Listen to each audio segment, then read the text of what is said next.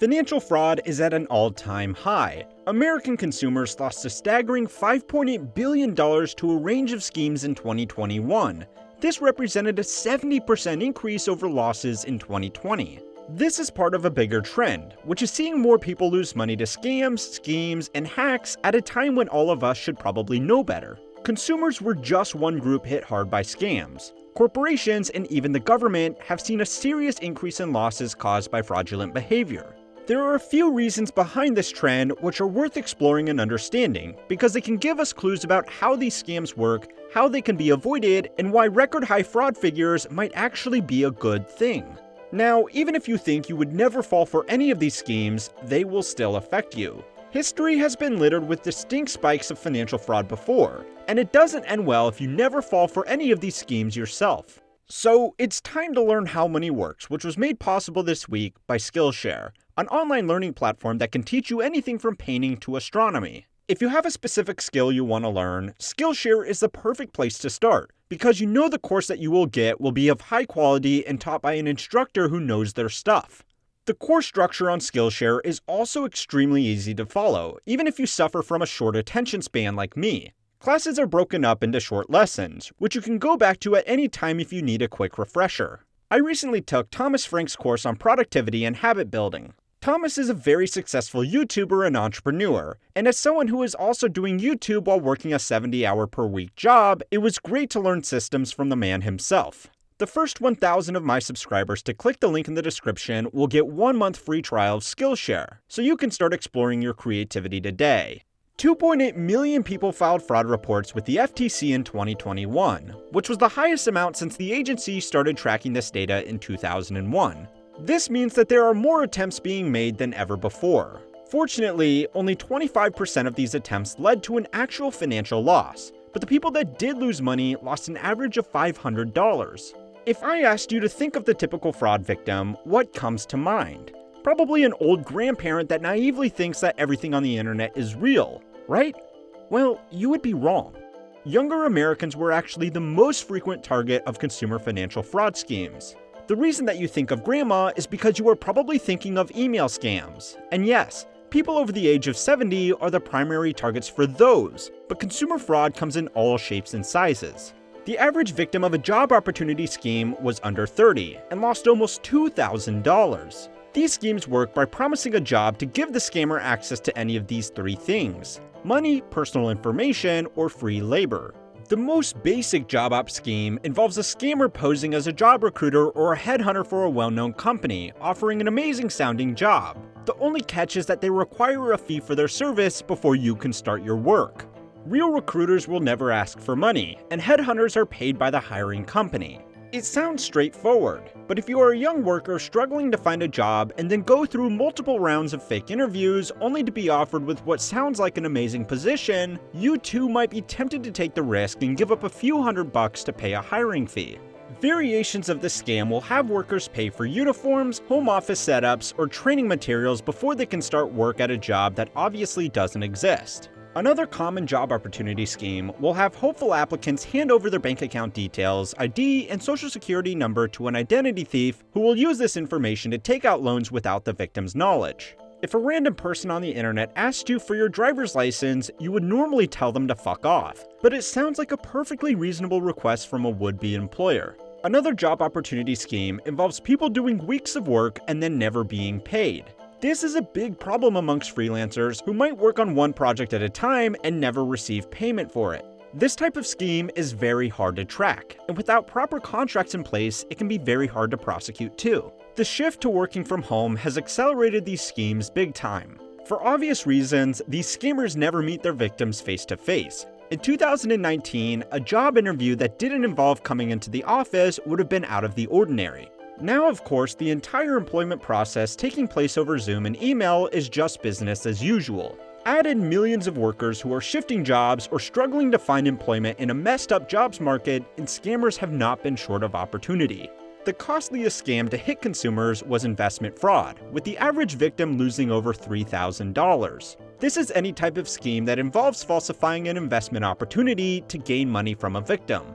Fraudulent investment schemes range anywhere from Bernie Madoff's $65 billion Ponzi scheme, which took money from some of the richest people in America, all the way down to penny stock schemes targeting unsophisticated investors who think 2,000% returns are realistic. The biggest addition to this space in the last few years has been cryptocurrency investment schemes. This space is so new that regulation hasn't caught up with how to define stuff like NFTs and cum rockets. People are constantly exposed to stories about people making millions of dollars off being early investors in the right virtual monkeys, and greed gets the best of them. People are capitalizing on this greed by creating multi-million-dollar pump and dump schemes that seem to collapse every other week. The particularly attractive thing about these schemes is that they have inbuilt anonymity, and a built-in way to launder the scammers' ill-gotten gains. The whole space also builds off itself. One thing that scammers do to make their scheme appear legitimate is to buy high-priced NFTs to use as their display.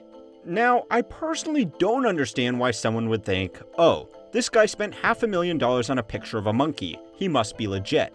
But people do. I guess it's the equivalent of a sleazy salesman driving a Cadillac. The scammers buy these existing NFTs, which drives up their price, which generates more headlines, which brings more potential victims into the world of cryptocurrency. If you think of this space as a gamble, you will probably be fine. But if you prefer regular gambling, then you need to be aware of investment fraud as well. The Professional and Amateur Sports Protection Act of 1992, or PASPA in short, effectively outlawed gambling on sports here in the United States. The law was overturned in 2018, and it opened the floodgates for states to legalize sports betting, which was quickly followed by proprietors offering gambling online. Less than 4 years later, and Americans are now spending $92 billion per year in online sportsbooks. Gambling has its own problems, but this massive market has attracted a new breed of scammer that will sell you tips on who will win certain games, all for a fee of course. To legitimize their schemes, these scammers will often bet on both teams in a game and post the winning ticket to their Instagram after the fact to prove that they are the winner. This type of scheme can be particularly devastating to victims, because not only are they losing money that they paid to the scammer, they will also lose money by gambling on worthless advice. Just remember, if someone has a formula for making money by gambling, they are never going to sell it to you. Consumer fraud is just one area of fraud that is on the rise, and it has grown hand in hand with commercial fraud. This is the type of fraud impacting business and governments. A type of commercial fraud that took off during the pandemic was the illegitimate receipts of government subsidies such as paycheck protection loans. The loose oversight of these loans has led analysts to conclude that as much as 15% or $76 billion worth of these loans were completely fraudulent and are unlikely to be repaid. Fraudulent companies are also becoming more popular. The big names like Theranos and Nikola have made headlines, but they are just the tip of the iceberg in the pre-IPO investment space. Private equity has also ballooned in size in the last decade. More private equity firms in larger fund sizes means more money to go towards good ideas, but also more money to go towards ideas that don't work, are unmarketable, or simply fraudulent. Even normal businesses, separated from investment hype, can fall victim to more run-of-the-mill scams. A classic scheme involves a scammer sending messages to company emails. The email will forward them a page that looks like a company platform that prompts them to enter their login credentials. The fake page will record these details and forward them to a scammer who can now monitor their email traffic. The scammer will then look for the people that are responsible for payroll and expenses. Once they have figured out a target, they will copy one of the invoices that a company had previously paid to a legitimate supplier, but just change the bank details to their own. Most company accountants are not going to cross-reference the bank details on old invoices. Even if they do, the scammer can just follow up the email by saying that they have updated their details. This doesn't just affect small companies with poor payment processes either. A Lithuanian man was recently charged for stealing over $100 million from Facebook and Google with a variation of this scheme. Okay, so financial fraud is at an all-time high. What does this mean? Apart from be extra careful and don't trust anybody ever? Well, believe it or not, this might actually be a good thing. The FTC itself said that most financial fraud goes totally unreported. Victims know there is little to no chance of ever getting their money back, and all we'll get from reporting the crime is a lot of questions and feeling of humiliation. Even companies do their best to cover up the most minor breaches, because they don't want to be known as an easy target for the next scammer. The fact that financial fraud reports are at an all-time high means that people are reporting it. Public awareness is a good thing, and more reports means that there are more chances for the authorities to catch these people. We are also starting to see people face consequences for fraudulent activity in fields that were previously difficult for institutions like the FTC or SEC to follow. Fraud is a part of the free market, and anytime there is a new trend making people lots of money, there will be schemers on the sidelines ready to take advantage of people looking to make a quick buck. Now, if you enjoy learning about how fraudsters play their trade, go and watch my video on how Jordan Belfort's Stratton Oakmont scheme actually worked. It's kind of like the deleted scenes from the movie that Scorsese cut because it would only appeal to business and finance geeks. I'm sure you will love it. Thanks again to Skillshare for sponsoring this video and making it possible for everybody to keep on learning how money works.